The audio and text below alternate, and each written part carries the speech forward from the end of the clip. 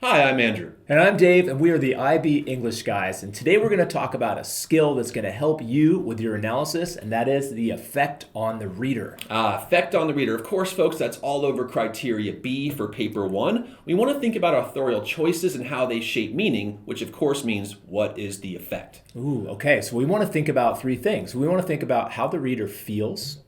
We want to think about what the reader may think, and we want to think about what the reader wants. Okay. Feel, think, want. I think I got this. Should we take a spin? Okay, let's take a spin with an everyday example. And I'm going to give you a comment, Andrew. Are you ready? I'm not sure where this is going, but I guess I'm ready. Okay, Andrew, you are the kindest and most supportive friend that I have, and I'm in a bind and I need your help. All right. Kindest, most supportive. That's my textual reference. The technique is superlative, kindest, EST, most supportive. And I'll tell you what, Mr. Giles, the effect, I feel flattered, and I think that I want to help you. I want to help you. You're a kind person, and you're my friend. I think your choice of language, the superlatives, really had an impact. I think I'm going to help you. Looks like my language worked. Good thing. Okay, so now let's look at how this might look in... To break this down. We want to think about first evidence. We know what the evidence is. That's what I said. We talked about technique being superlatives, and you just mentioned the effect. Let's look at this in a paragraph and how this might look. Can you just read a paragraph of how this...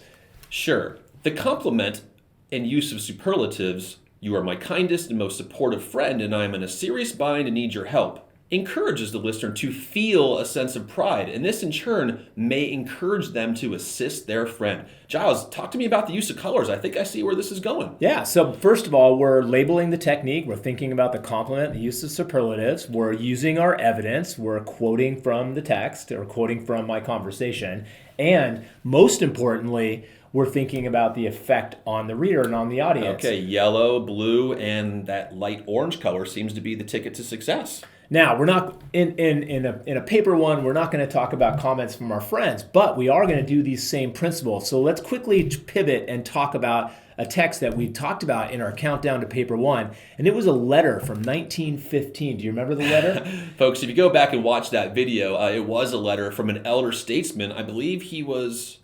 How'd that go? Was he the baby writing, or how did that work, Giles? He was 60 years old, probably retiring, and he was writing a letter to his infant grandson on his birthday on Christmas. What do you say we go ahead and just read the opening of that letter and see if we can play with this see if we can play with this effect? Yeah, sounds good. Okay. Sir, for your first Christmas, I have the honor to send you my most affectionate greetings.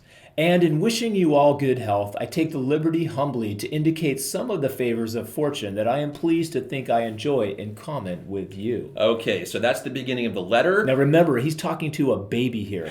This is important. He's writing to a baby. All right, okay. So I want to think about the effect on the reader, so I'm going to stay with my evidence, technique, effect strategy here. The evidence I'm going to go for, I like the use of the word sir in the salutation. I think the word honor really conveys a certain type of tone, and I like the diction in the specific word humbly. Yeah, good. So we're looking at the salutation in sir, we're thinking about tone, and we're thinking about that formal diction. Excellent. Should we try to sort of put this together in a piece of analysis and see if we can highlight for our viewers how this all comes together? That's great. I like that. Okay. The salutation, sir, immediately engages the reader and induces laughter, as it is preposterous to refer to a one-year-old child by such formal nomenclature. The usual and ironic greeting for an infant is immediately followed by continued witticisms, whereby Page claims it is an honor for him to humbly share his findings with his infant grandson.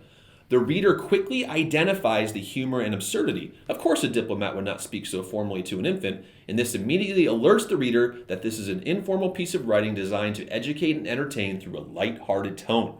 Wow. Mr. Giles, let's light this thing up. I love it. So we're thinking about the salutation, we're thinking about the irony and the tone and the word choice. So we're really paying attention, again, to the evidence that we've picked, and we're labeling that and attaching it to a technique. But that's not all. That's not all, Mr. Giles, because the effect is what we're after today. The reader quickly identifies the humor and absurdity. Mr. Giles, that is the effect of that authorial choice, and that is how it shapes meaning. Yeah, and this shows that this student has a keen eye on reader effect, and they have a close eye on the purpose of this particular letter. And again, it's aimed at these readers to have them think and feel a certain way. I love that, Mr. Jaws. Now, if we keep using the words that are highlighted in orange, page, and reader, we're more likely to talk about that effect. I also noticed that in this particular example, we are using small nuggets of textual reference rather than the whole long textual reference in our first example. What are your thoughts on that? Yeah, I personally like that. I think we're cherry picking the phrases that really help us with our analysis, and we're not quoting huge long sentences. Very smart. Should we take another crack at it with another of our texts? Let's look at one last example. And this was from a website from an organization from Australia called Companion Animal Network, and they were aiming to promote awareness and talk about one of their campaigns, which is to bring seniors and animals together and have animals help sort of the mental health of older people. Mr. Giles, is that the one with the dog in the banner? It is. Yeah, all right, here we go. Let's take a look at that image from the website, okay? And Giles, what's the evidence that you see here and that we might be looking at? Well, we're looking at the image, so we're thinking about this is our evidence. We see the small dog, we see the elderly person, and I think most importantly, we see how this dog is gazing into the camera. And gazing directly at the viewer. And I see how the woman is gazing at the dog as well. I love that little dog. Yeah. So, of course, technique-wise, we have gaze. We also have a focal point, and we have the image itself and the composition of the image. So but I guess we want to think about, if we're working with effect today, we want to think about how that image makes us feel, what it makes us think, and what that image makes us want to do, okay? What do you say we take a little crack at that piece of analysis and see if we can pick through this? Let's do that. Why don't I give that a read? Visitors to the site are immediately struck by the large image at the top, featuring a small dog in the arms of their owner as the focal point. The image is quite striking as the small dog's gaze directly meets the eye of the viewer. This evokes sympathy in the reader as they imagine that small dog being torn away from its owner when moving to an aged care accommodation. Furthermore, the gaze of the owner is focused on their pet, and this further reinforces their strong connection. The dog wrapped in the owner's sweater further contributes to this loving mood, and viewers are left with emotions of pleasure as they imagine the strong bond between pet and owner. Mr. Giles, this student is on fire. They are. They're on fire. Let's highlight this and talk about why they're on fire.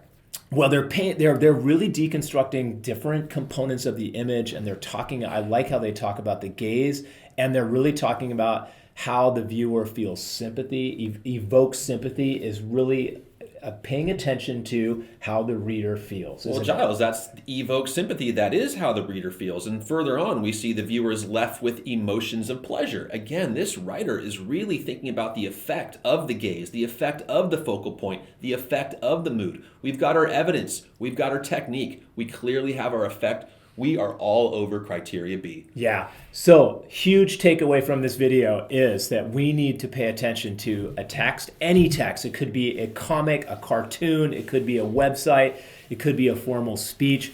We want to think about the effect on the reader, how they feel, what they think, and what they want. Folks, if you missed that step, you're likely just giving a long list of features and you are not considering effects, which probably means you're not even thinking about implications in A. That's right. So this is a great thing to walk into any text and walk into that idea with, I'm thinking about the effect on the reader, and then I'm going to crush criteria B. Yeah, folks, in closing, go back and check out our magic sentence. Think about effect. Think about how this all fits together. Look at our Paper 1 samples. Stay with the channel. The Paper 1 assessment is coming soon. We've got you. Stay with us. Good luck. Bye, everyone. Bye.